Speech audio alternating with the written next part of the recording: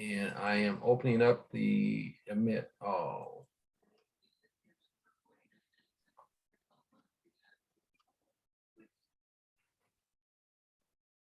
I stand in this menu. Okay, let's see here if I can get this right. I had to call my technical assistant. I'm not real computer savvy, but I try. All righty. Let me just give some introductory statements. First of all, I see that there are 7 of you on the Zoom. I'm assuming that there might be others on the phone. At any rate, welcome to the first night of our mental health month. And first of all, I want to say something very briefly about mental health. I was reading an article this morning about mental health, and the article, in essence, said that people people have gotten to a place where they are spending more time taking care of their physical health, but not their mental health. And in order for there to be a healthy balance, one must not only take care of their physical health, but also their mental health. And in the work that I do with the clients that I work with, I tack on another piece to that in order for therapy to really take hold. And I call it that mind, body, and soul connection. Mm-hmm. Once I have worked with a client for a while and I'm beginning to see some progress with their mental, with what's going on with them, what the presenting issues were when they came in, then I began to add the other two pieces, and that's the physical. I bring the physical in next, and then I also bring in the uh, mind. I do the mind, they do the body, and then the soul piece. I bring in the soul piece last. The soul piece, I tell them, is anything that they value, whether it is though that being that we believe in, and that's God, or whether it's something else that they believe in, so that they have some point of direction to go when they are beginning to slide a little bit, or that entity that helps to give them additional strength. So I want everyone to remember that it's important that, in this process of mental health, I'm suggesting that we make sure that we are having that mind, body, and soul connection in order for that to really take hold, for that to really take hold, this process. So I'm not going to say any more about that. I'm hoping that I can share my screen here.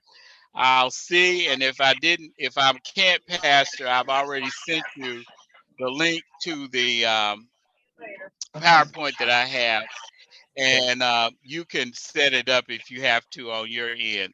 Let's see what happens. it's 7:02, Michael. So we still may have a few more stragglers who may be jumping in. Okay,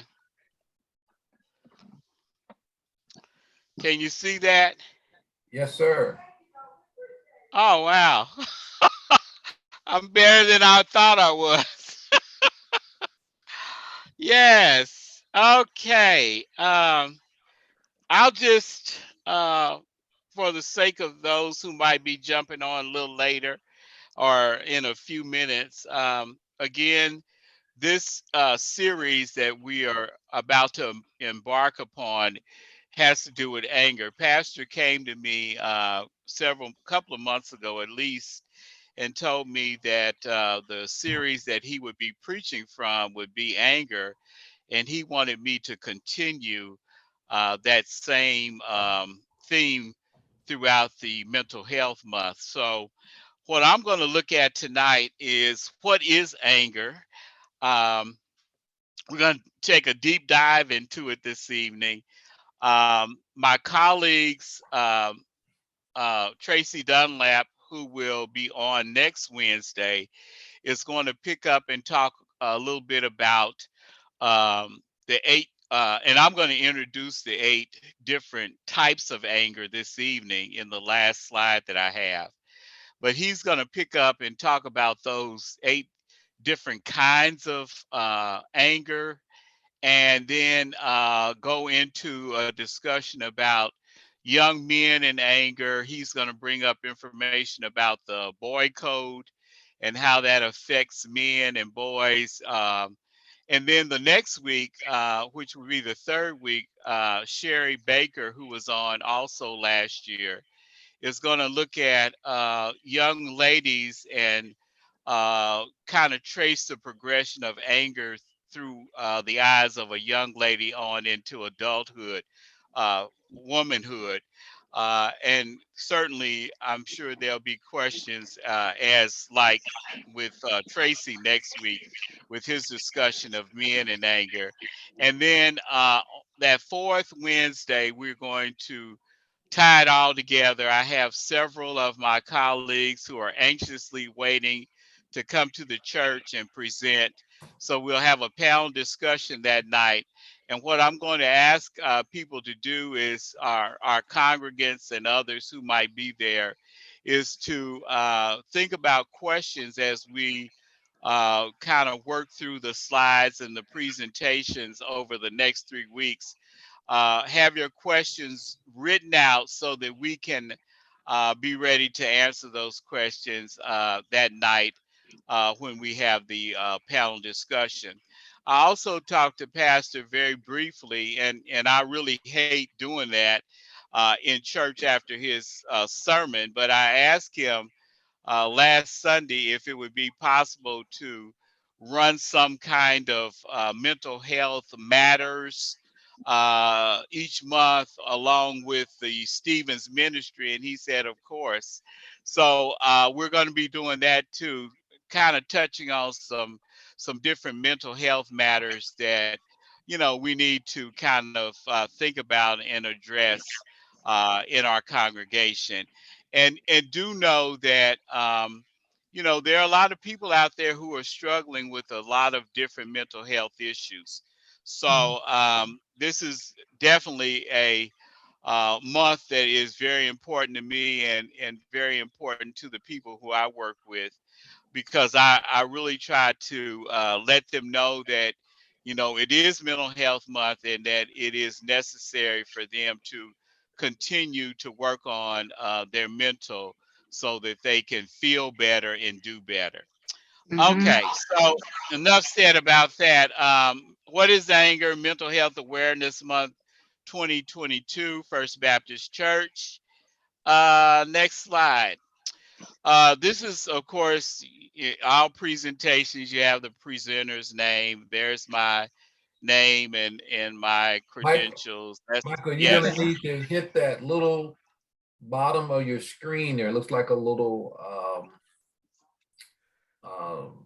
right next to the size.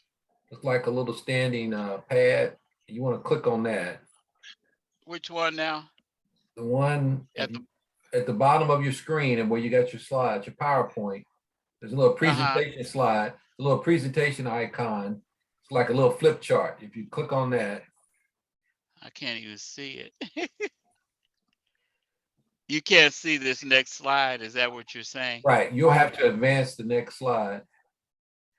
Okay. But if you click on that little, it looks like a little flip chart, the bottom of your PowerPoint. Bottom of my PowerPoint. Yeah, this one? Yeah, click on that. Slideshow. That one? Yeah. Can you see it? Well, you've got to slide 13 too, so you need to scroll back to your top. Okay.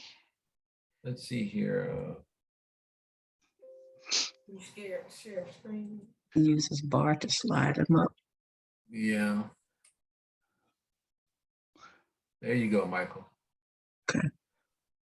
Okay. Can you see it now? Yeah, hold on. You're at the top. Yeah, and yeah, but you'll Just click on your manually number pick 'em. 2. Just put the little Go cursor down to on number number 2. two. Just hit number 2, Michael. Just click on number 2. Yeah, there you go. There it is. There you go. Can you see it now? Yes, sir. Just make sure you click each Oh, okay. side. Uh-huh. All right. All right. I'm sorry. You're All fine. right. I'm not as savvy as others are. But anyway, there's my contact information. And I have an office there on Blue Ridge Cutoff. And yeah. All righty. What is anger? Where does it come from? When does it start, and how does it make one feel? I can't see your faces with the PowerPoint up, so anybody who wants to, let's talk about the first question here. Where does it come from? Where does anger come from?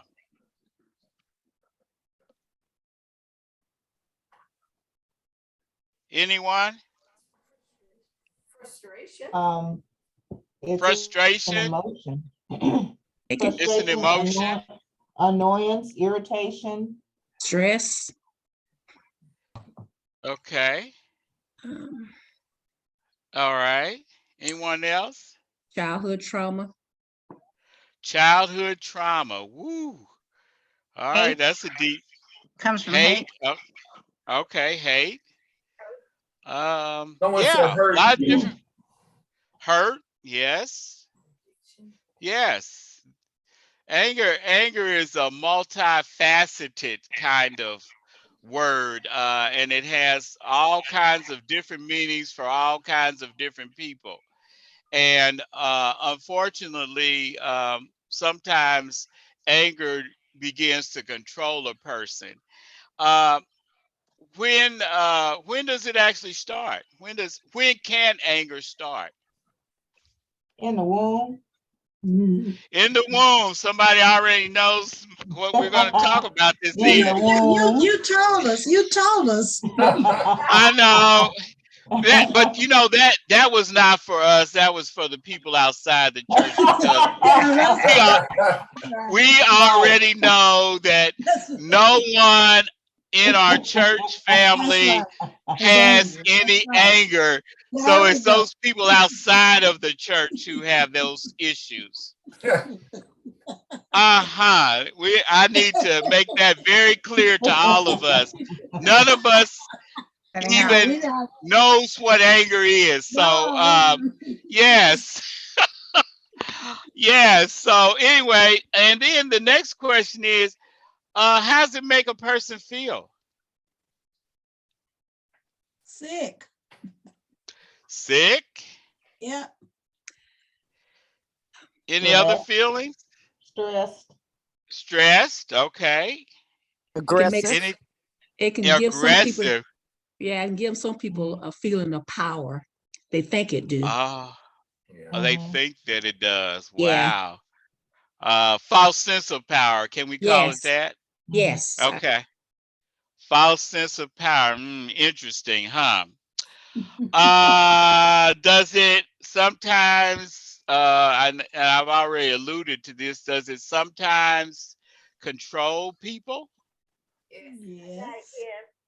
Yes, it can. Or others who might be the victim of someone else's anger? Yes. That's why they Like use. in domestic violence kinds of situations? So do you mean, is it used to control others? Is it used to control? Yes. Yes. Absolutely. Absolutely. Absolutely. It certainly can. It certainly can. Again, it depends on the person and the situation. And we have different kinds of anger that we'll look at in just a few minutes. Moving on. So, of course, with all good presentations, you always want to have a definition of whatever it is that you're talking about. And I'm showing you this slide because I looked at several sources, and you would be surprised at the different sources that give different kinds of definitions for the one word anger, the Mhm. 5-letter word anger. Look at the first one. One Mhm. of the basic human emotions, and it's elemental as it can be elemental as happiness, sadness, anxiety, or disgust. And that particular definition comes from Psychology Today. The Mm. next one, a strong feeling that makes you want to hurt someone or be unpleasant because of something unfair or unkind that has happened. That definition comes from Cambridge University, one of the leading authorities on research and Psychology Today. Of course, is a magazine that I get on a monthly basis. And then the last definition that I want to share with you comes from Better Health, and that's a counseling group. It says it's a strong feeling of annoyance, displeasure, or hostility. Mm. Look at the difference in those definitions. Mhm. The first one, um, elemental, happiness, sadness, anxiety, disgust. That comes from Psychology Today. That's not as strong as the next one. A strong feeling that makes you want to hurt someone or be unpleasant because of something unfair or unkind that has happened. Wow, that's pretty strong. Hurt somebody? Wow. Again, no one at our church ever has felt that way, but we do know that there are people outside of our four walls that maybe have felt that way. And I again want to bring up the situation, the two situations that have happened in schools. The one young man out in Olathe who went into the office, had a ghost gun, and you know what? I'm gonna show my ignorance. I didn't even know what a ghost gun was until I heard that report on television. He went into the office because they called him in because a student tipped the administration off, telling them that he had a gun. And what did he do? He shot the security guard and also the resource officer and the vice principal. Anger. Oh my gosh, anger. What about the young man who killed his classmate there at Northeast Middle School? Mm. Again, oh my gosh, anger. Hurting someone. Wow. And then the last definition, strong feeling of annoyance, displeasure, or hostility. Very different kinds of definitions for the same word, which I thought was very, very interesting. Moving on. So, what is anger? Anger is a secondary emotion. Now, think about that for a minute. A secondary emotion. What does that really mean? Anybody want to take a stab at it? I would think anger is something else has to come first. Absolutely. Something comes first that Secondary. triggers that emotion, which makes it a response. A response to something. Absolutely. Absolutely. Anger is not, and I repeat, just again, so you can share this with people outside the church. Anger is not a primary emotion. No. Anger is a secondary emotion. And Mm. because it is a secondary emotion, I need for you to understand so you can share it with others that there is a primary emotion that happens first to trigger that emotion of anger. Once again, there is a primary emotion that happens first that triggers that person to become angry. So, with that being said, why is it so hard for people to not be angry? Because because you make a choice on how you respond. And they don't have another pathway. They don't know how to channel. They don't know how to cope with that primary emotion so that it doesn't trigger anger. Wow. They go from one always brings on the other, whereas there are other ways to deal with that primary emotion, but they don't know how. Okay. They don't know how, or they choose. And you know, some people may know how, but they choose. It's a choice. You have a It choice. is a Tolerance is choice. a choice. It's a choice. It is a choice. Mm-hmm. It is a choice. And I wanna point out something to you. Let me tell you how this all works inside our brains. First, we have feelings. And let me let you in on a secret. Feelings just are. Feelings just are. We don't have any control over our feelings. Mm-hmm. They just happen. For example, I give this illustration all the time to my clients, and especially those who are in my office, because they can see Quick Trip right across the street from my office, and it's a 63rd Street is a very busy street, so there are cars running all up and down the street both ways all the time. I said to them, what happened? What would you think or feel if you saw a car accident happen right in front of our faces? In other words, if we're sitting in my office looking out the window and you see a car accident, what would you think would be the first response that you would have? And I've asked this of just about every person that's been in my office when we get to talking about anger, and usually they will come up with, I feel sad, I feel this, feel that, but I don't remember anyone ever or even saying laughing. And I bring that up to them because sometimes even with a really bad situation, people will start laughing. And we're standing there or we're sitting there thinking, why in the heck are you laughing about something this tragic? Because it's the feeling that that person has at that moment in time. And when we really dig down deep in it, sometimes it's to cover up other feelings that they might have because they may have experienced that same thing before. Mm. But I want you to understand that feelings happen the very basic level of this process of moving up and becoming angry. Then the next level up is the thought area. Then we begin to think, okay, the feelings happen. Then we start thinking. Our thoughts can go really wild and crazy. And believe me, you, whoever we're talking about, each one of us at some moment in time have had some crazy thoughts about someone who has wronged us, who has made us angry.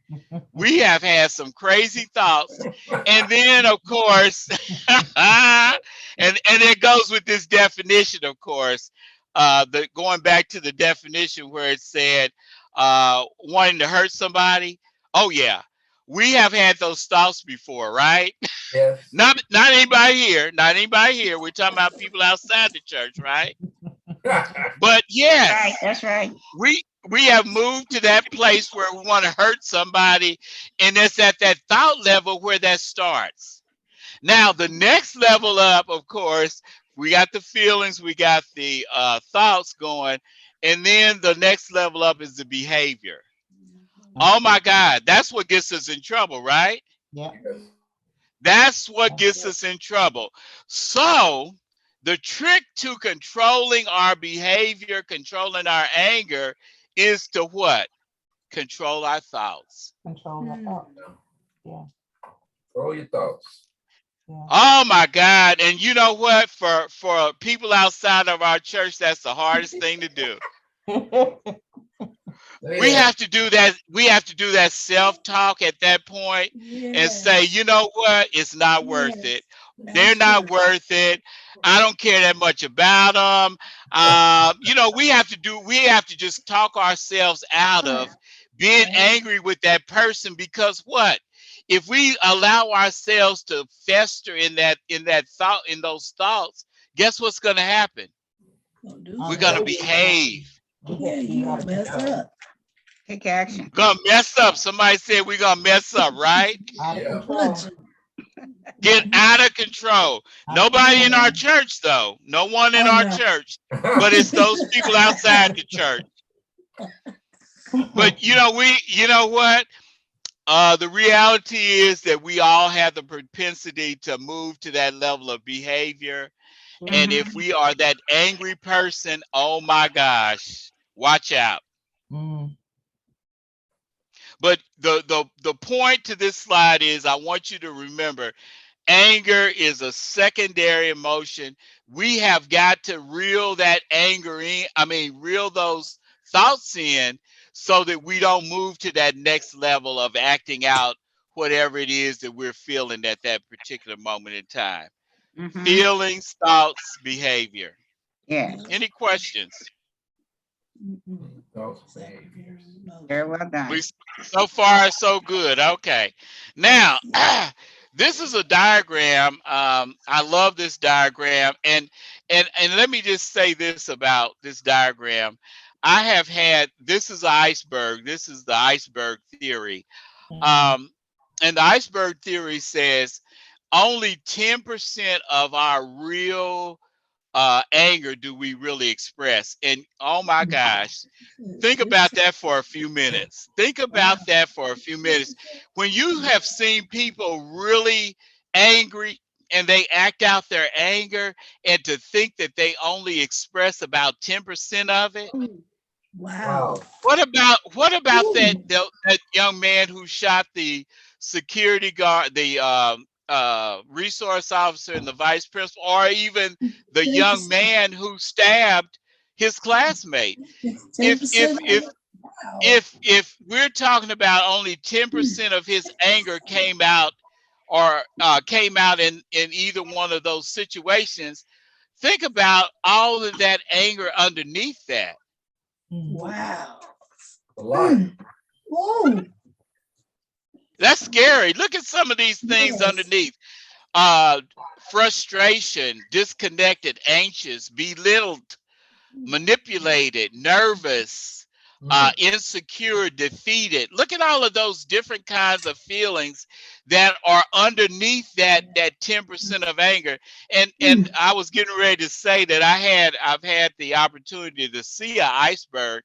And the iceberg is really kind of fascinating to me, because when you think about the iceberg and it's only 10% of it is above the water and the other 90% is underneath, it kind of defies gravity to me. It just seems like that big chunk of ice needs to be floating on top of the water, but it is situated in such, is one of those God things that he created, and that iceberg floats along just like it does, with 10% showing and the other 90% underneath water. But think about, all those feelings underneath. That's kind of scary. So if you think about anyone outside of our church who has a lot of anger, right? Yeah. They show about 10. They show that anger. 10%. Think about all of that all that anger underneath that anger. Oh my gosh. So you better not get too close to them, because our definition said what? Hurt somebody? Yeah. Hurt somebody. Kind of scary to me. All right, so next slide. What causes anger? We have internal stuff going on inside of us, and then external stuff going on on the outside of us. Internal is, of course, inside. We have this internal anger churning inside of us, and then we have that outside stuff going on. It's always amazing to me when I see these drivers who are flipping people off. I'm thinking to myself, what's more important? not running into someone or flipping a person off. But clearly that person who's flipping off that driver because they're going the speed limit is a very angry person. And when we think about that 90% underneath, Is that a problem? Yeah. that's scary. That's scary. Because it has nothing to do with the person they're aiming that anger at. Absolutely. Nothing Absolutely. to do with them. We call that displaced anger. And you know what? Many a person has died from that kind of displaced anger because of either that internal stuff going on inside of them or that external stuff going on outside of them. Wow. That's something to think about. Yes, it is. All right, so let's look at this.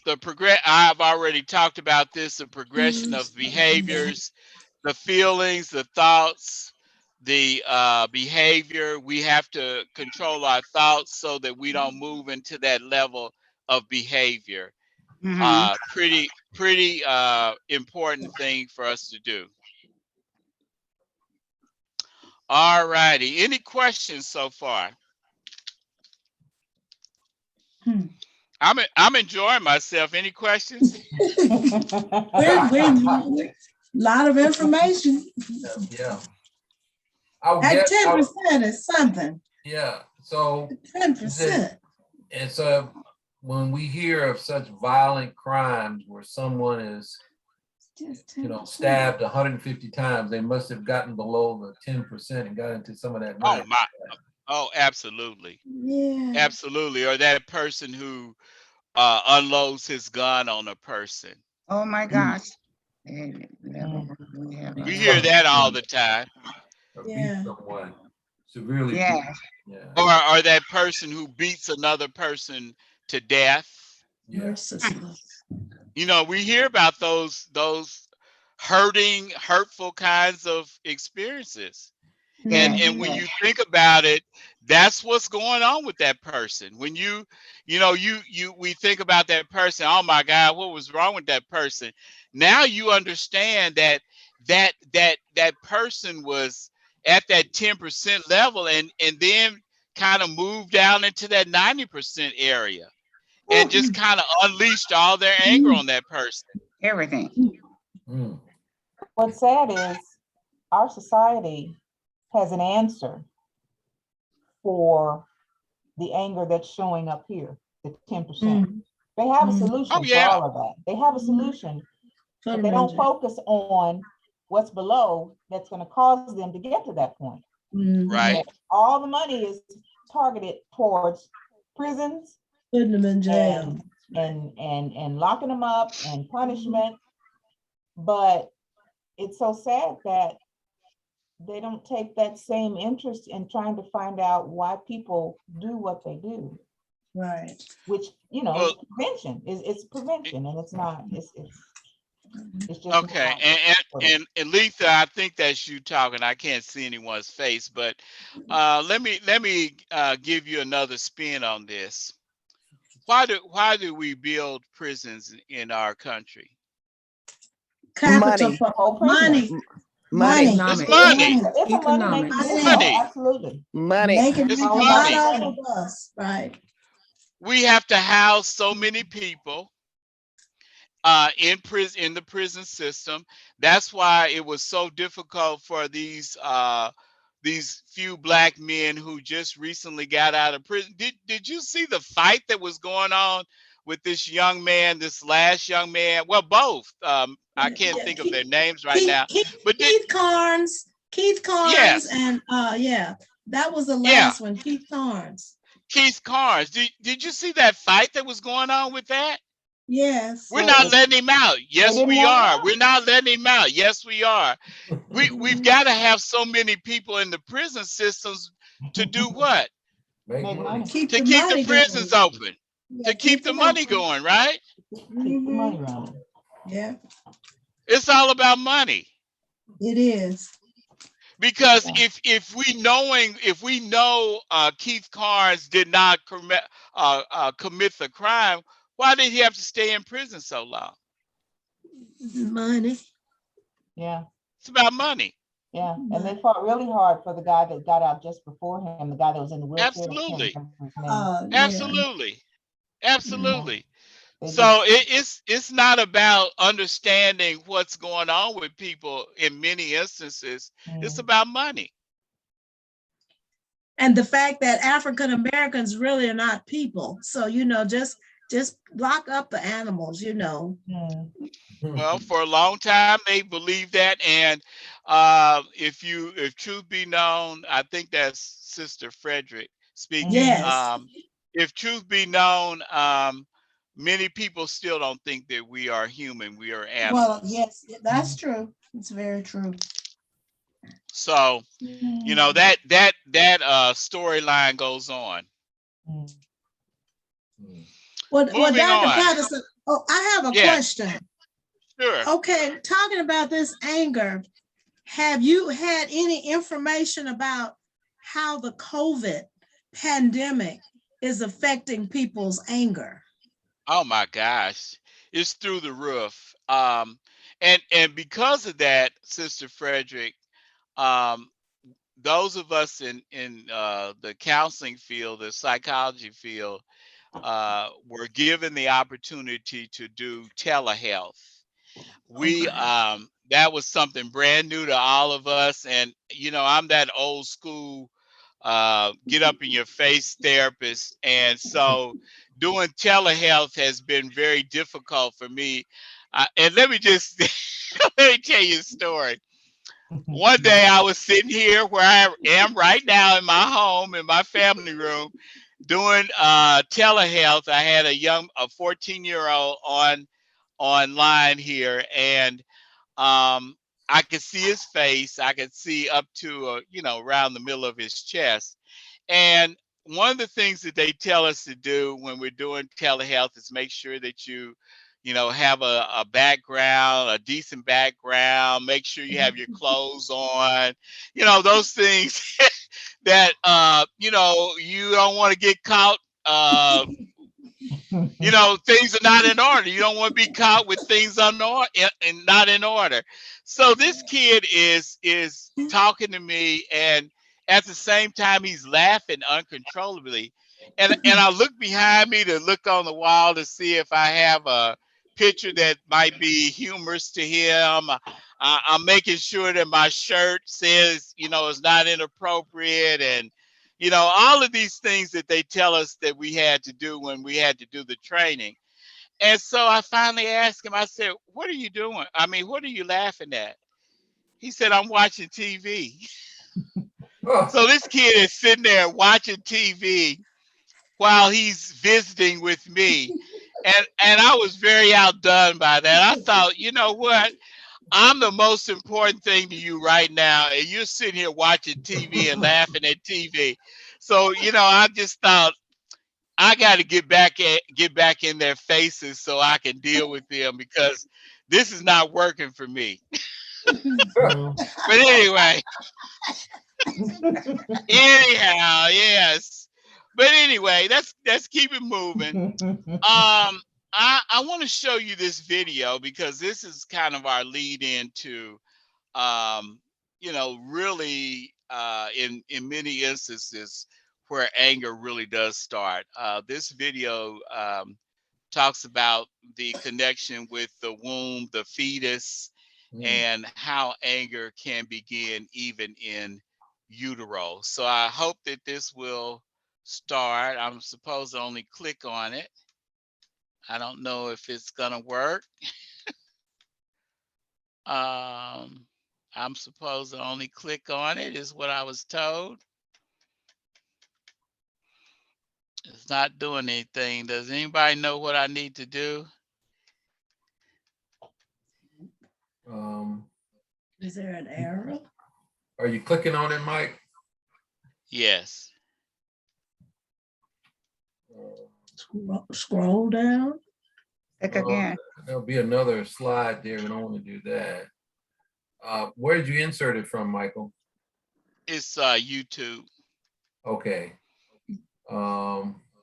See that message in the pink strand across the top where it says product notice Product notice. I don't see that. at the top? Top. On the Right at the screen? top. Product notice. Come It's down. pink. Come down. Co- Right Yeah, there. there you are, right there. Most features Oh, haven't been. oh, that's Activate. something I was told I wasn't supposed to touch. Okay. Yeah, don't But touch that one. anyway, let me just talk about this because I've seen the video a million times. I'm sorry I won't be able to show it. I was told that I sent it to my tech person and he was the one who embedded it into this video. But Did you right click your mouse right click my mouse. Okay. on the screen and see if that opens. Okay. Right click. I did. Okay. I was thinking it might pop open for you, but it's not. And I can't get it here. Okay. Well, anyway, I'll talk about it. I apologize. I'll make sure that Tracy shows this next week. He's more computer savvy than me. And I had it written down what it is. We can watch it at the very end if you like. But this is about a 15-minute video and it talks about how the brain is developed. And what it really points out is 26 weeks after conception is when all the body parts to the fetus have been completely developed. And at that point of development, the child then, of course, the umbilical cord is the lifeline for the child, for the fetus, the unborn fetus. And that's when the brain and all the other stuff starts happening for that child.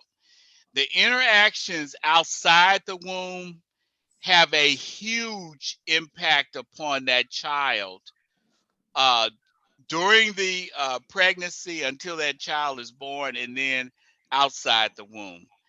And let me talk just about brain development. When that brain is completely developed 26 weeks after conception, the neurons begin to connect. And this picture that you see here is actually neurons connecting. And what happens is what goes on with that child begins to make a neural connection, bad, good, or indifferent. So when I talked about a couple of Sundays about a baby being marked, like my grandmother used to say, and you know, when I was a little kid, I didn't know what that meant. But there is some kind of credence to that because what that baby begins to hear and experience even inside the womb can affect that child outside the womb if that behavior that that child experience continues outside the womb. So let's take for example a mother who is pregnant and she is having some issues. That's just for discussion purposes. Let's say that there's some domestic violence stuff going on. And so this fetus inside the mother is hearing all these noises. The mother's upset. And you know, of course, the connection between that baby and her mother, its mother rather, is the umbilical cord. So everything that mother is feeling is going right into that child. Because the brain is fully functioning and fully developed, it is those brain connections are being made. And so that child is just going crazy inside the womb. I had a friend of mine, actually a teacher friend of mine, when I was a counselor. I forget. Central High School. Her name was Donna Kubik. Donna Kubik produced a brilliant young man. What she did, because she and her husband were her husband actually was a researcher, but what they found out was if they played classical music that had a certain beat to it, that child that would get in tune with that child's heartbeat, that child that they were developing could come out and be a genius. And sure enough, he was. His name is Malik, not Malik, but I forgot his name, starts with the M, but I used to know, I can't remember. But this young man graduated from high school when he was 14 years old. He went to college, went to a Ivy League school, and currently he is working at the White House as a senator. She said what we did was we read the research, we played classical music. It fed into that child after that 26 weeks, and we produced a genius. And if that can happen, what about the converse of that? Those parents who are fighting and bickering all the time. The converse is going to happen just like this young man who became this genius. Wow. That's kind of scary too. Yes, it is. Because a lot of what goes on during the pregnancy may not have any, the mother may not have any control over. But because of her feelings, because feelings kind of play into this too, right? Her attitude during pregnancy. What if it's a mother of a child of an unwanted pregnancy? Those feelings are being sent right to that child, just like my little genius boy. So we need to understand. We need to understand and be able to tell young ladies who are having children that they need to be very careful with what's going on with them during that pregnancy, because it will have a direct relationship to that unborn and even afterwards when that child is born. A lot of the studies also show when we talk about ADHD, they also talk about what was going on with the mother during pregnancy. So we can kind of chart the behavior of a child even inside of the womb with what's going on with the mother. So when my grandmother said it, and my grandmother who was my mother's mother, when she would say mark a baby, and I didn't know what that meant, it's not like the baby was born with a black mark on his head and he walks around for the rest of his life with that black mark. But what she meant was, because of what went on between that mother during pregnancy, it had a direct relationship on that child. And what we have seen, and what you can probably identify, is what about those babies who come out and who are colicky and they cry all the time, they can't sleep and all that kind of stuff. And there's been research on babies and sleep patterns. If you look at babies, if you look at the sleep pattern of the mother during the pregnancy, the same kind of sleep pattern seems to go or develop within that child, and that child comes out with that same kind of sleep pattern. Isn't that interesting? Yes. Very. Wow. That to me is very interesting. Because when you think about it, the mother is at rest, and what? The child's at rest also. So you have mothers who, are what I call night owls, and the baby after it's born is a night owl too, and you can't understand, why does this kid not want to sleep at night? Look at what was going on with the mother. Up all night. Go to bed. Go to bed, right? So yeah, thoughts. You couldn't see the video, but what are your thoughts about that? Well, I think as medical research continues to dive into, I was just mentioning to Dory here, Ryan's second son, Liam, he's just so quiet and peaceful. He just, every time I see him, he just get a little something, he can go right to sleep. And All right, sleep. and Ryan was saying the other day that something about reading to Liam. I guess when the first child was born, they read to him a lot in the womb, but then his wife reminded him, you are reading to Liam when you're reading to your AJ. So Right. it was getting read to. That's And true. I tend to agree, Michael. I was able to get the click on my computer and open up your PowerPoint. So Oh, can you want to show it? yeah, you have to unshare yours Okay. and let me share mine, and I believe we can watch the video. Okay. Let's see if that works. Okay. Let me share my screen.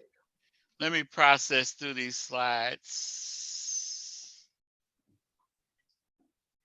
I appreciate you.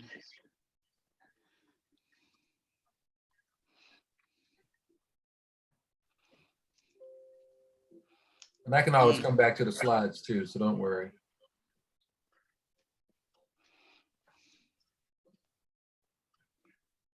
Okay, go ahead. Oh, there's the little error. There it is. Mhm.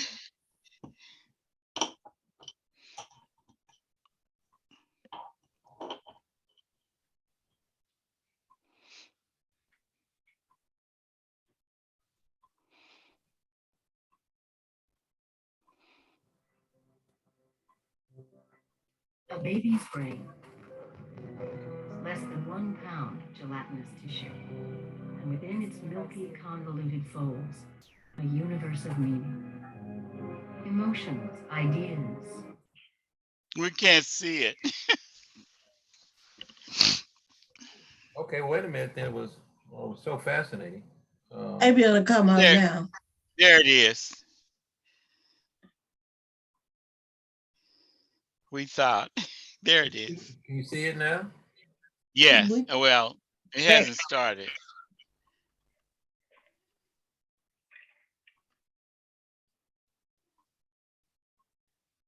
Okay, here we go. There it is. A baby's brain is less than 1 pound of gelatinous tissue, and within its milky, convoluted folds, a universe of meaning, emotions, ideas, memories, dreams. All will somehow find a home here, evolving and changing over a lifetime. The ultimate machine and the ultimate source of everything. We understand the world the way we do because of the brains we have. We will understand the brain itself the way we will because of the brains we have.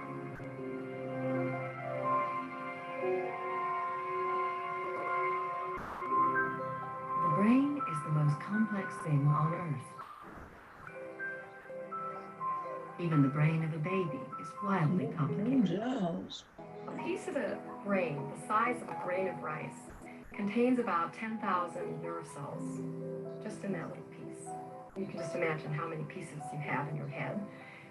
Within that 10,000 nerve cells, each nerve cell can make anywhere between 1 to 10,000 connections with other nerve cells. So there are something like 1 trillion connections. It's almost overwhelming to think about the whole thing. If you think about how the whole brain and nervous system gets assembled, you just want to throw up your hands and say, it's way too complicated. We're never going to understand it.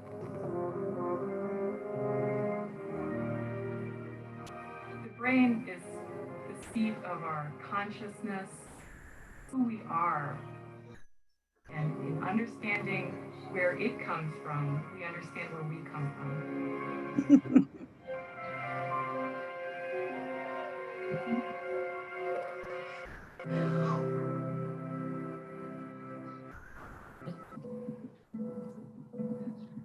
By 24 weeks, the vital organs of the fetus are well formed. The primitive heart can beat on its own. The once powerless lungs are now prepared to fill with air.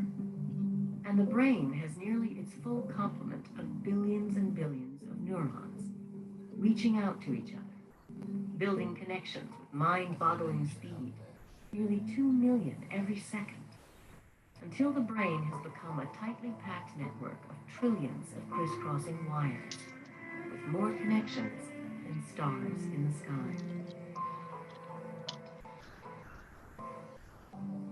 You can imagine the size of the wiring problem.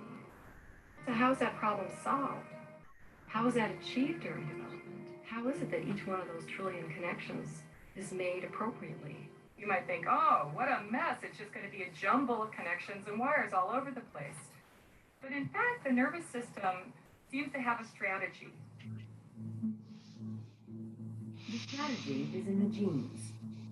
The brain begins to wire itself by following a precisely specified genetic blueprint. Connections are following very defined rules. You know, go out of the eye, turn right at the optic chiasm, cross the chiasm, head toward the lateral genicular nucleus, grow into the lateral genicular nucleus. Don't grow into the medial genicular nucleus because that's an auditory structure. So you can imagine the first stage of brain wiring is kind of like solving the problem of connecting phones in New York to phones in Boston. Making sure that you're making connections between Boston and New York and not Boston and Washington, D.C. And that's all specified genetically. Now then there's a second phase of brain wiring. Let's say you want to place a phone call to your grandmother in New York. You want that phone to ring, you know, on Park Avenue at 47th or whatever. You don't want the phone to ring up at the Waldorf Astoria. Okay, how do you get that precise phone to ring? That's the second phase of brain wiring. If you place a phone call to your grandmother early in development, her phone will ring.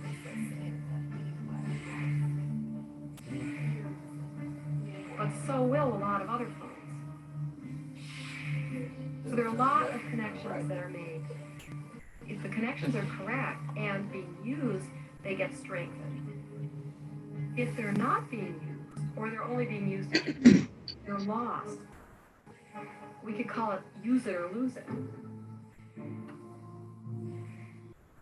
So the field brain is really a dynamic structure that's constantly changing in response to this process of strengthening appropriate connections and pruning inappropriate connections. Eventually, there will be trillions and trillions of connections between cells, charged with electrical pulses rippling like lightning storms across the hills and valleys of the brain's deeply furrowed tissue.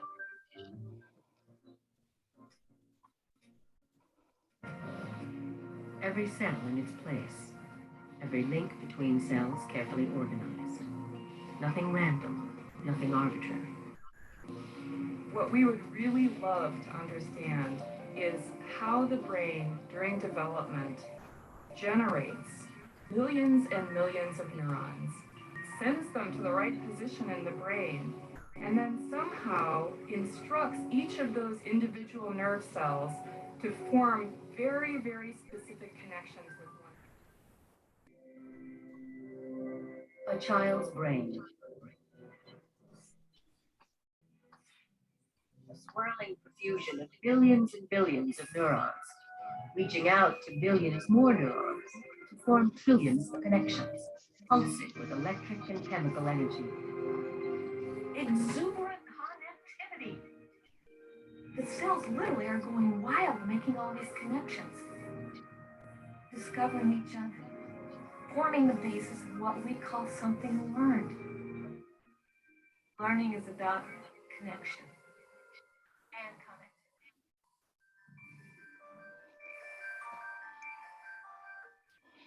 For a child just learning to read, even a single letter will set off a complex series of reactions. The brain begins by focusing its attention on the reading task itself. Then it captures a visual representation of the letter and sends it to the areas of the brain where the visual symbol gets hooked up to the letter's sound and meaning. You start with a block of marble, like a sculpture would. There's a lot of marble there. A young child has hundreds of trillions of connections in the brain, twice as many connections as the adult. And then comes along the sculptor who takes away bits of the marble to reveal a form. Experience is a sculptor. Experience determines which of those connections to take away and which to leave. That's what learning is. It's changing the weights of the connections in the brain depending on experience.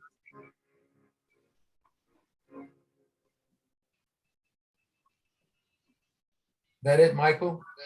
That's it. Thank you. Okay. I wanna share with you something. Now, you saw the video, you see the connections there in the brain. Think about a child whose connections are all negative, even before the child is born. Mm. That child is what? Destined for what?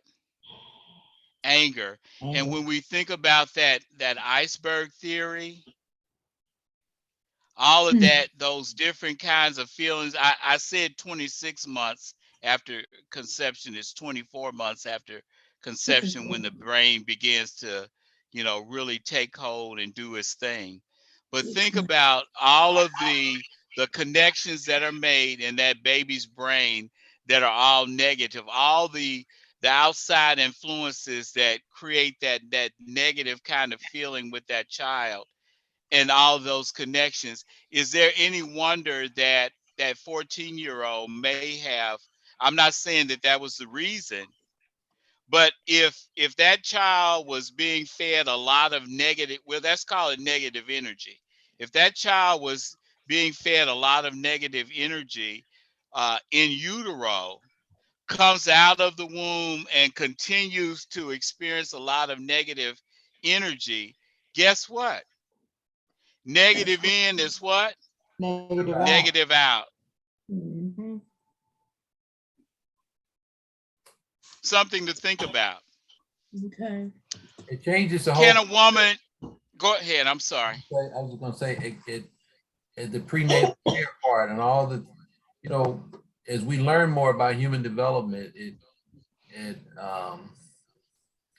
should help us understand why we act the way we do. The Right. Mr. Ron just, Yes. saying is, boy, you must have got wired wrong. Yep. We say things we heard from somewhere else, not knowing what it really means. Just Right. 2 or 3 minutes, we understand how the formation in that 24 weeks or 26 weeks, a child is a human being, is alive, just happens to be inside his mother's womb. So we got to think about all those stressors that go on outside the womb, and all the things. So when a young lady becomes pregnant, how do we love on her, provide the things she needs? But if she has to go back into that environment that's angry, hostile, it's tough. I can only imagine babies being born in war-torn countries. Oh my Yeah. gosh. And how that then is Mhm. formulated as a child comes into the world. And if you're still into that, I grew up in violence. That's all I know is violence. Mm-hmm. Yeah. So Violence in is violence out. yeah. Go ahead, Michael. I'm sorry. I just. No, you're fine. You're fine. I want you to talk about those things. Let's just kind of look at stress for can a pregnant woman's experience influence her baby's temperament? Absolutely. Yes. If the mother was stressed, the woman experienced stress, severe stress during the pregnancy, the baby can be at risk of serious problems. What kinds of stress are harmful? In studies of pregnant women, intense stress has been defined as loss of a loved one, war, major catastrophes like a earthquake, flood, fire, terrorist attack, and interpersonal violence. Interpersonal violence is one of those what we call intense stress that does have some kind of impact on that unborn child. Interesting. These stresses have been linked to subsequent miscarriages, uh, premature birth, weight, stress that is chronic, like poverty, homelessness, racism, discrimination can also lead to low birth weights, as well as later physical, psychological problems, psychological problems, psychological Yes, problems. anger, yes. Yes, respiratory and digestive problems.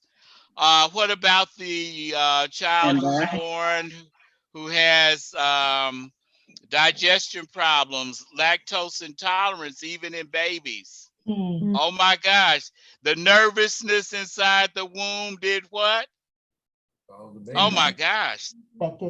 Okay, what about sleep problems, irritability that I talked about a few minutes ago? They also are more apt to experience developmental problems with cognitive behaviors, social, economic, health issues that can ripple into a adolescent and to an adulthood.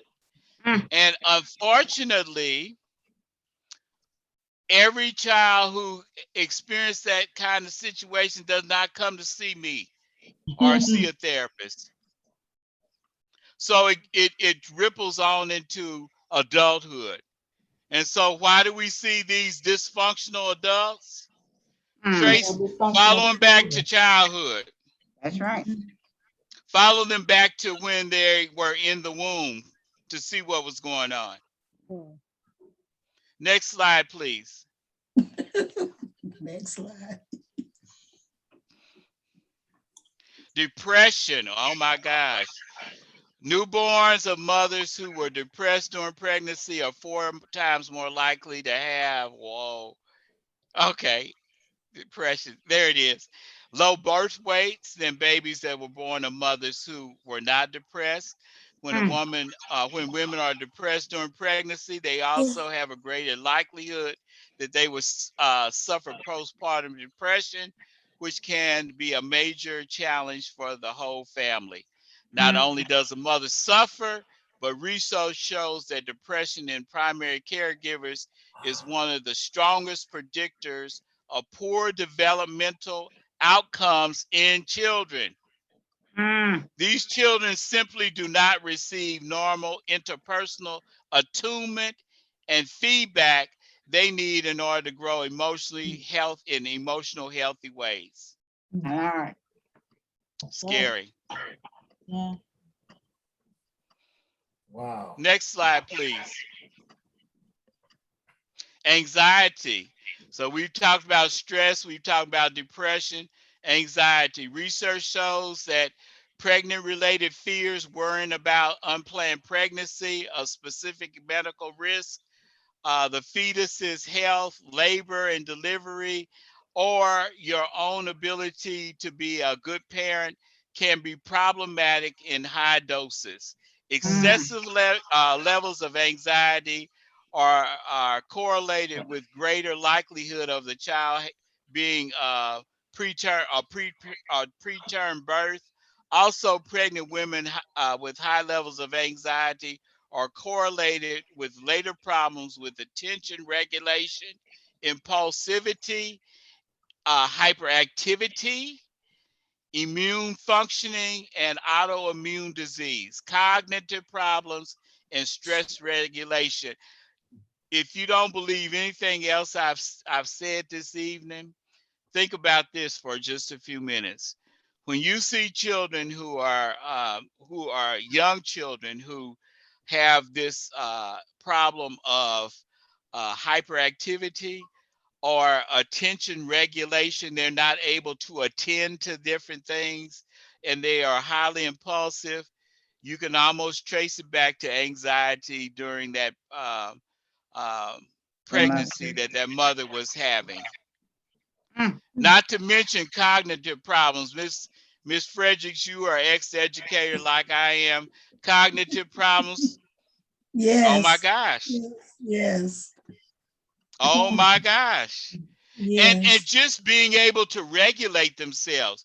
You taught lower grade children. You had a lot of kids in your classrooms over the years who couldn't regulate themselves. Very true. Very true. When you think about it, it might have been because of anxiety that mother was having during pregnancy. Mm-hmm. I'm not making these up. This is what research says. Right. So Michael, I have a question. You have to believe it. So, you know, most of us were in school a long time ago, grade school, right? Elementary school. And so unless they were hiding it or misdiagnosing it or calling it something different, we didn't have a lot of kids with ADHD. No, that's true. We didn't experience that. That's right. And so what I'm getting at, do you think that there's a correlation between young mothers having babies now who are not prepared to be parents, who Absolutely have not disciplined themselves, especially while they're pregnant, to understand that what they're doing is affecting these children, and so they're having children with all of these emotional issues right out of the womb. Absolutely. That's and right. then when the child comes out and begins to interact with the environment, it's business as usual for that child. What they experience inside the womb as a fetus continues outside the womb. It's scary. And you're right. We didn't see those kinds of problems. No. But also understand that we also have another factor that is not in these slides. What about the drugs? Yes, yes. Yeah, I was just getting ready to say that. That plays a big part. Yes. Yeah. They play a big part. Fetal alcohol syndrome, for example.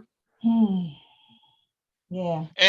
And you know what? I'm not saying anything pro or con weed or edibles, okay? But a lot of the young parents that I deal with smoke weed every day, and they're very proud to say it. And they tell me that it helps to reduce stress. Yeah. Yes, that's what they say. They've been given an excuse to use it, and it's absolutely. But what does that do? We got a woman who has high anxiety during the pregnancy, and she still might be smoking or not, but her boyfriend is. Oh yes. Or husband is. Smoke. Yeah. Secondhand smoke. Secondhand. Where is that going to? Right to the what? To the fetus. That's right. Oh my God. So you're right, Letha. We didn't have a culture like that before. Nope. But Michael, you said something earlier. When you said that anger, you said that sometimes the mother is in a situation and she's having all these feelings and dealing with all this stuff and it's affecting her child, but she's in a situation she has no control over. Yes. So don't beat me up, but I just think she does. I think it's a choice. She may not be strong enough to get herself out of the situation, but she has a choice to make, and chances are she doesn't make the right one, and it affects her child. Absolutely, it does. She has control. She just doesn't use it. It does, and you're right. It is a choice. But in some cases, everyone, I don't disagree. A choice is made, but their environment doesn't allow them the the way in which to remove themselves from it, to go to a place where they can have the type of care they need, the medical attention they need in order to have a healthy baby, to be healthy, whether they're young mothers or old mothers or whatever. So what you're getting to, Dr. Patterson, I was at a meeting last night and we were talking about in the community. And, you know, we have, like we said, we got police officers to arrest people after crimes. But everybody says, well, let's get to what's causing the criminal behavior. What is it? Tonight, we're learning that even as early as 24 weeks, propensity to violence can be induced into a child, even before they enter the world. Or if a young lady is pregnant and she's dating a guy who's selling drugs and she's riding around, obviously there's going to be loud music being played. Yep. The environment going on. I mean, we don't seem to want to make that connection. So this helps church, and we talk about ministries. How do we get to this world today? We need to understand all this stuff. That's right. Understand what young people are dealing with, whether it be a father or a young girl. You know, we always want to throw the young girl under the bus for getting pregnant. Right. And let the guy walk away hands free. No. Right. Nothing to do with it. Right. But these anxieties, you know, I know a lot of folks talk about, well, my mom was 16 when I was born, or 17, and just imagine all that emotion. And for our senior saints here, you know, back in the day when that happened, you know, the girl would vanish for about 4 or 5 years because they show up with cousins, grandma somewhere. Stay with the cousin, grandmother. Until the baby was born. And I don't know how that impacted, but I don't want to belabor it, Michael, but I was just reading today about the double-edged sword of Black womanhood in slavery. That's right. Right. Yeah. And the stuff you're talking about here is in this article I was reading. And just, it reminds me of just where we are. I'm done. I want you to finish. No, please comment. That's what I want you to do. If you don't mind, I don't want to take up all everyone's evening time, but there's a lot to be said about all of this. Anxiety continued. The baby isn't born with a thermostat. The baby is not born with a thermostat.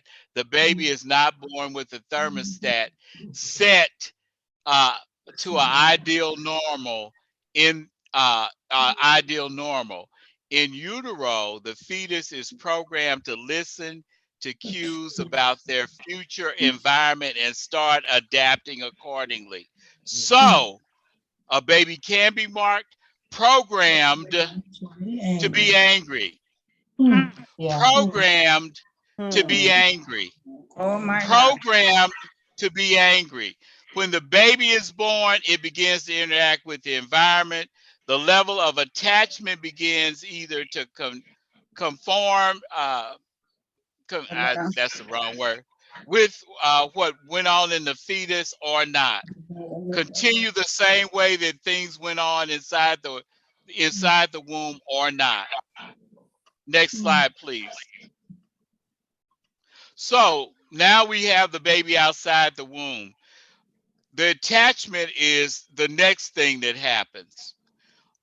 We have secured attachment, stable and positive emotional bond. They are upset by the mother's absence and seek to be near her when she returns. That's a securely attached baby to that mother. We're talking about the attachment between the baby and its mother. Insecure, avoidant.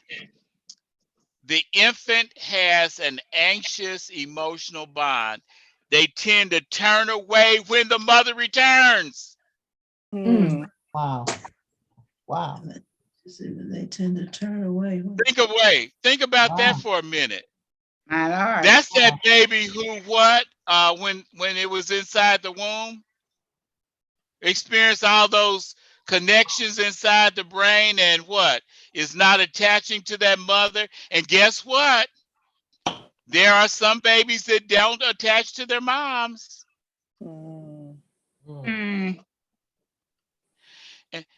And then we have that other attachment quality, that insecure, ambivalent, and anxious emotional bond. Babies are ambivalent. They're yes or no about things. They seek to be near the returning mother and angrily resist contact with her. My Lord. Oh, Can you anxious, imagine a child resisting contact with her and she is the only lifeline to that child? secure, stable. Mm. They upset. Sad. They upset with the mama, right, Miss Frederick? Yes, that's right. Upset with the mom. Nobody here has ever experienced that, Oh, but no, we have. but people No, we outside have. Yeah, My Lord.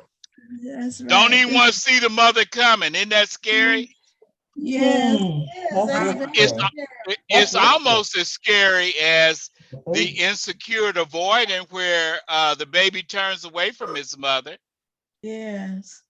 Mm.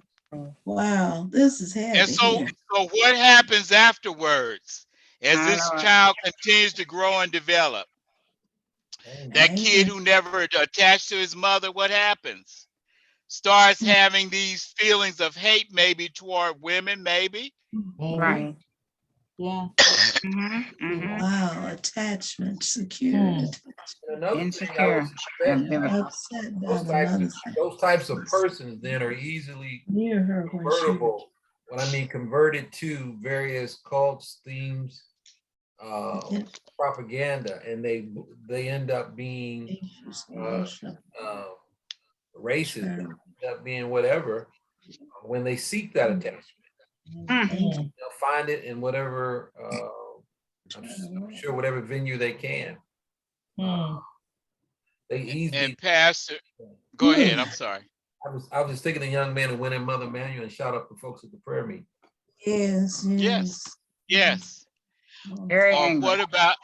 what about this young man who did not securely attach with its mother? A lot of stuff going on pre-birth inside the womb. Comes out, does not attach with the mother, has issues with women, and every girlfriend that he ever has, he can't stay with for any length of time because he gets angry with them. He's that physically abusive boyfriend who gets involved with all these different women and leaves these women with children behind. That anger is then translated into this mother who, when she's pregnant, she has this stress and anxiety and depression going on with her, and she's producing another child the same way. It's a The beat never quits. vicious cycle. It's a vicious cycle. Yeah, it is. Wow. And so we talk about anger. Oh my gosh, yes. And think about all of those feelings underneath that 90% underneath that iceberg. Wow. Something to think about. Rejection, anger, all those different kinds of feelings. And then the last slide, and it's not a good way to end, but it is 8:23. So I just want to introduce you to the 8 different kinds of angers. We have the passive aggressive, we have the volatile, sudden anger, we have deliberate anger, we have behavioral anger, self-abusive anger. Oh my gosh. Wow. We have chronic anger, we have addictive, habitual anger, we have moral and judgment anger. We'll talk about these on next week. I hope, excuse me, I hope that you have gotten a lot of information. I hope that this will spur your thinking. I hope that you will begin to think about those people outside the church and their anger issues. And we need to realize that when Pastor was talking about the ministries in the church, we almost need a ministry for young ladies who who are childbearing age, so that we can have mothers of the church to mentor them, to help them understand what anger looks like, so that they can produce children who are more healthy, who, when that child is born, they understand how important it is to attach with that child. So, yeah, there's a lot of work to be done. Here's my little prompt here. This is my, I have all kind of toys since I'm a play therapist. So this is Johnny right here. Okay, and Johnny, he's outside the womb. He's pretty big right now, but he's outside the womb, and he kind of has a smile on his face. That half smile. We don't know if he's happy or not, but the only way that he has to interact with his environment is to what? Cry. So what happens to Johnny if he's born of a drug addicted or a parent who's just not attentive to his needs? It produces. This is a child whose mother had depression, stress, and anxiety. The mother's not attending to this child, and so when that child cries, guess what? No one comes to respond to him. So little Johnny grows up to be a very angry young man in adolescence, right? And then he grows up to be a very angry man. It's kind of scary. Yes. Well, not only that, little Johnny will do things to get any kind of attention. Yep, some attention's better than good or none. bad, somebody needs to pay attention to me, and so whatever it takes to get that, I'm going to do it. And it's a lot of times it's not good. That's right. And not to mention the cognitive stuff. Third grade is supposed, Miss Fredericks, correct me. Yeah. Third grade is pivotal year, right? Pivotal, very pivotal. You could tell little Johnnies and little Susies in your class who were not going to be able to cut the mustard later on at the third grade level. That's right. Yeah. I have one right now. I tutor one right now. Not cutting. She's third grade. So yeah, it's not cutting the mustard. And the thing, church, and Michael, you said young women. We also have to have ministries for the young men. Yep, young men too. Because it used to be a time when we would see the more vicious behavior out of boys, but not girls. Now everybody cutting up, chopping up. And then when I say and the woman over here in Missouri who says she heard the devil ended up killing her. Wow. Yeah, killing her little boy. That's right. And you hear people all the time say, well, I thought something was wrong. See, we live in a fear of bringing things up. That's right. And I would encourage everybody on here, please invite somebody to join us. This information is so valuable. Yes. You don't. Very valuable. Very valuable. We got to get it beyond just us, this small group. Yes. That's right. Yeah. That's right. In our church, and I'm going to say it again on Sunday, it's Mother's Day. All right, I'm talking about this on Mother's Day because we're faced with so many things. And that's right. You can't legislate morality. I just believe that it has to be in the heart. Cannot. So we can make all kind of laws we want. Bottom line is you can't legislate morality. It has to be a personal experience. But our children are suffering. Yes, they are. Allie's on here. So Dad was a teacher. My mother taught first grade, and she got on me when my son's around second grade. These things, and you hear about what are you talking about second grade? I mean, they're kids. I didn't know what I'm learning now even more tonight, Michael, is that the root of the problem is in that womb. That's right.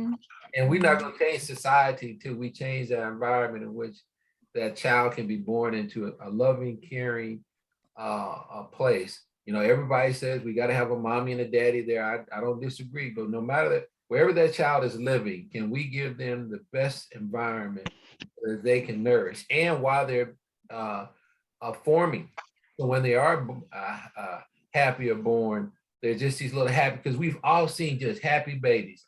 Yeah. They just so happy, and we'll say it. Oh, that's the happiest little baby, because they come through 9 months, Michael, of the good stuff. But then we go see a baby that comes through 9 months, excuse my French, everybody here, of hell. And they grow up, and we see them as kids, little kids wanting to kill dogs and cats. And they graduate from dogs and cats to people. Yeah, the people. There you go. Now you ask yourself, That's right. well, how there's no remorse. No remorse. And go home and go to sleep and eat a hamburger and think That's nothing. right. Well, what is it? Is it video games? And we don't want to get to the real problem, Mike, was what you talk about tonight. That's right. It starts in the womb. In the womb. We've got to continue to preach that, teach that, man. And if we're going to change our environment, we got to make sure that every child has the opportunity to grow up in a loving, kind environment. And what are those environments? That is correct. Alcohol, drugs, all of them. Now, we ain't got time to do that. But I will share this with you guys. I'm reading this article about, in preparation for Mother's Day, and I just thought about what it might have been like to be a mother in slavery. And I'm reading this, Michael, and I'm saying to myself, oh my God, what some Black women did, they would have been arrested for killing their babies. That's another topic. Yes. Well, Michael, man, thank you. We could have kept going. We need a repeat. I'm still recording here. And I'll figure out how to play this back, because I know Sister Lori would like to see it, and how I can get it to how we can get it out to people, and they can listen to this study on their own. This is powerful stuff here. So yes, it is. Very powerful. So good. Try this again, Irma Davis. Yes. So we just want to thank you tonight, brother.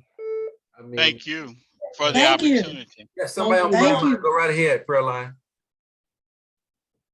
Oh, I think someone just hung up off the prayer line. A couple of was there with us. So we want to thank you. Oh, Sister Dulles here. She said thank you. Yes, thank you, thank you, thank you. If you got the email from Melissa, you got the PowerPoint. Well, that was the first PowerPoint. This second one that you just saw was different, or is different from that one, but it still has the same basic information. Okay, but we'll make sure this one. I tweaked it. Okay, well, this one gets provided to everyone. Yes. And so you can share that with others, and the recording, and then you can share that with others as well. But please encourage people to stop acting like they know everything, and because we don't. We all learn something tonight, regardless of how smart we think we are. We learned a lot. So sure did. Encourage people to. Yeah, and everybody said thank you, Brother Michael. We have enough. Thank you. We can get 100 people on this Zoom call without a problem. So we want to see the numbers go up every week to the point where on that fourth Wednesday, they think it's a Sunday morning if First Baptist on a Wednesday night. All right. Are we gonna Zoom that last session? Yes, Brother I'll be out of Michael, town. pleased to know that during the work of Brother Keith, he was able to go in, and now we're on YouTube. So it's this coming Sunday. When people click on our webpage, they'll just hit the YouTube. Wow. Right. We'll be. Praise God.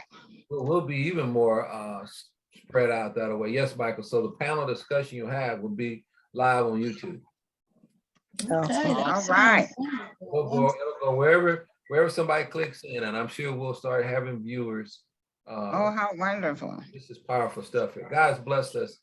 Slowly but surely, church, we're making the logical, good, solid steps to be engaged in this technology in the most appropriate way. Absolutely. Yeah, so we're doing good. Praise God. All right, so let's go ahead. Somebody gonna say something. I was just saying, great food for thought. You know, that the fact that 10% we only see 10% of the anger. Now that's something. That's really food for thought. And then just looking at, you know, the 24 weeks, all of that is just, wow. Yes, Thank it is. you. So you know Thank why you. you be looking at people when you see them young men walking with dress they look, and you look at them. Now you're gonna say, I only see 10% of the anger. Yeah, that's what I'm gonna say. When I 10%, Which also lets you know, don't react to their anger. Don't, because you do not know how they are. That is correct. Absolutely. How angry they really are. You don't That's know right. the amount of rage that they're dealing with, and you don't know how it's going to Rage. come out. So That's right. don't react, because then you got a problem. and I think that is Yes. one reason we need to be more vocal in getting in our schools, because so many teachers see the child, but they're not willing to really go down deep. And it's because schools are not funded to have those resources, which is very, very, very unfortunate. Very unfortunate. But one would argue, Sister Ann, the school system was never designed for that level. It's true. Right. Yeah, they'll tell you that too. So now you're saying, school, we want you to be, you know, like Lori, she's the primary doctor at a school. She's a school nurse. Well, Michael, aren't there some schools, I know we're getting like school-based therapists in like, well, it's not Kansas City School District. I know it's like Lee Summit School Districts and other school districts. So does that help? It does help, but you know what? when you think about the ratio of whether we're talking about school-based counselors or therapy, whatever mental health professionals you're bringing in. When I left the Kansas City, Missouri School District, we had a 1 to 450 ratio. That's what I'm talking about. That's terrible. 1 to 450 ratio. Wow. One of the reasons I retired was because I wasn't being utilized the way I was trained. We did a lot of paperwork before I left. They told us, even those of us like myself who were trained therapists, they told us we couldn't do therapy. They told us that we were not supposed to be doing therapy or counseling children. You do paperwork. You leave that to the other professionals. And so the unfortunate tragedy with this is they have those people, but if you have a 1 to 450 ratio, what good are you doing? Or you're the only school-based therapist in the building, and you're in, because when I was at Central High School, one year we had, that was during magnet school time, we had about 1,200 students in the building. Both of my colleagues, there were 3 of us in there with 1,200 kids. So we had 400 apiece, right?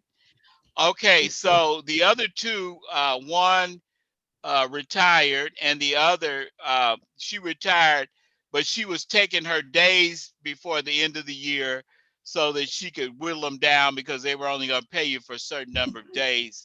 And the other one had a sleeping sickness, and he wasn't coming to work, so he was on disability.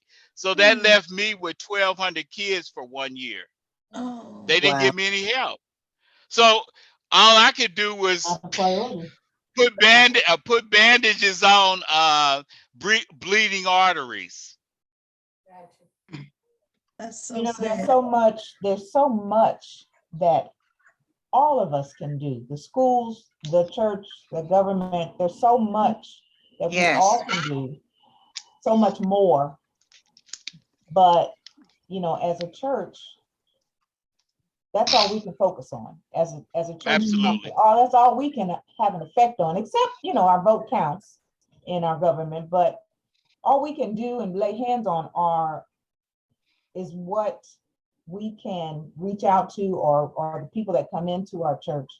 And there's a lot that we can do there, because we can help kids before they get to the point where they're ready to kill somebody or hurt somebody. I agree. We can help them before that, but we have to have people that are willing to do that. And it's not easy. No, it isn't. got great ideas.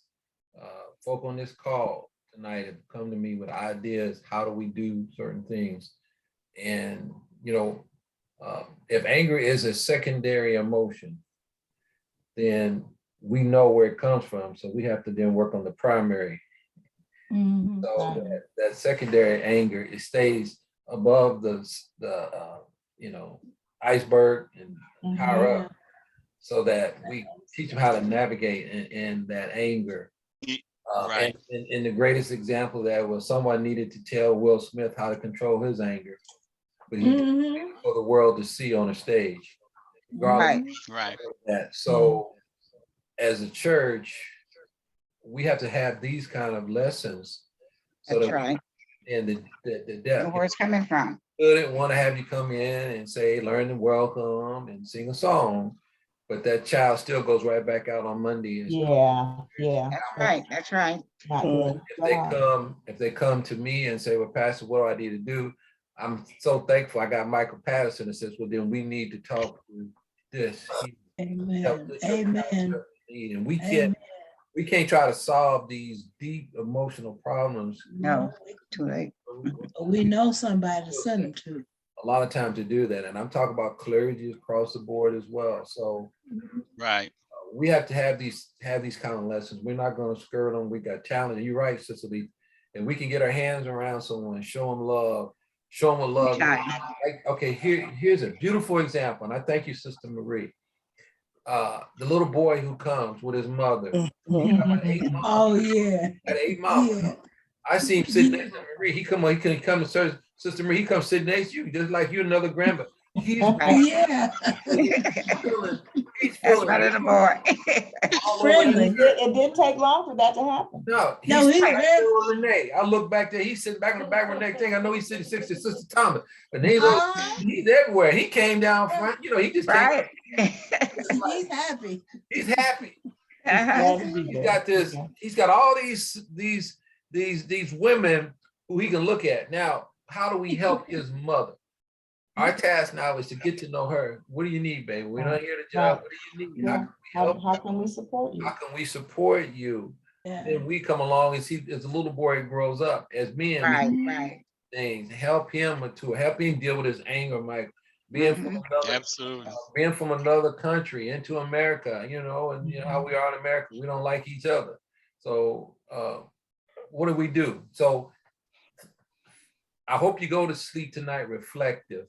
And it has the Holy Spirit to say, well, Lord, how do we tackle this? How do you send us some good people to help us see what we need to achieve so we can stop gun violence?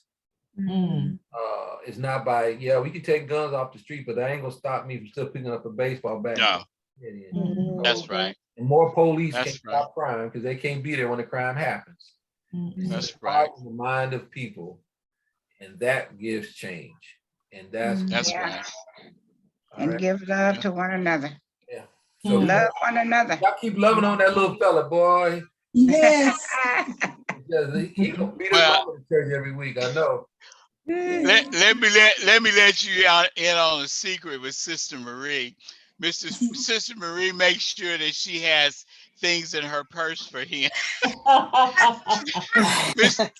Sister Marie loves children, and she loads her purse with goodies. So that's why she's meeting him where he's at. Meeting him where he is. Meeting him where he is. That's right. Guess what? It's 8:45, but I don't care what he got in there, but he don't act up. No, he surely doesn't. Oh, he's very obedient. He sure is. That's right.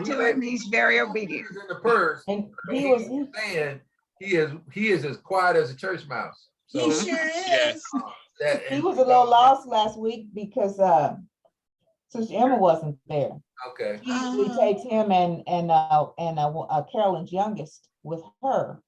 But Sister Emma wasn't there, so he had to stay out in the sanctuary doing service, and he was still good. He was still good. Yeah, he was. He was with Della and Olivia. Yes. Yes. Pray for some help in the children's church. That goes on regardless.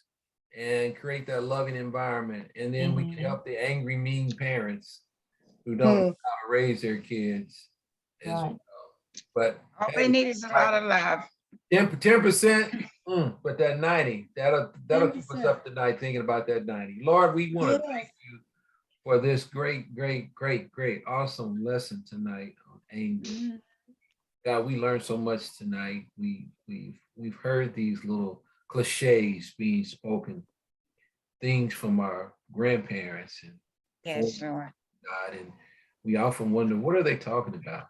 Where was their way to give a human understanding to an emotional mental health problem? And while they didn't have all of the skills and the knowledge that man has acquired now, Lord, to try to help navigate it, they knew one thing they could do, and they could pray. Yes, Lord. As we come to you in prayer tonight, we ask that you would give First Baptist a special ear and a special eye to these needs, ministry design, our focus to get to the root. While people do the surface for the cameras and the TV, we want to go beneath the surface to what is the cause. Yes. I think you'll be pleased with us when we step away from the limelight and do the hard work that needs to be. Yes, Lord. Yes, Lord. Hearts and minds of men and women, boys and girls, that they may come to know Christ of Nazareth for themselves. So I ask you to continue to bless Brother Michael, Brother Dunlap for next week. Sister that, Lord, and their esteemed panel of men and women who were gathered with us. And I pray that you might touch other people's hearts and minds and just tell them to sit in and talk and quit acting like, quit complaining about what's going on and not see. Do something about it. Yes. Thank you now, Father God, for this time of slumber. We ask that you grant us a Mother's Day celebration. Yes. Yes. The mothers that we have with us and the mothers that have gone on to be with you and the impact they have. Yes. Thank you now, in the glorious name of the Lord. Thank you, Jesus. As Peter and John says, get up in the name of Jesus of Nazareth. Yes, Lord. Yes, Lord. Children say amen. Amen. Amen. Amen. Amen. Everybody. Amen. Night, y'all. Good night. Good night. Night. Night. Be blessed. You too.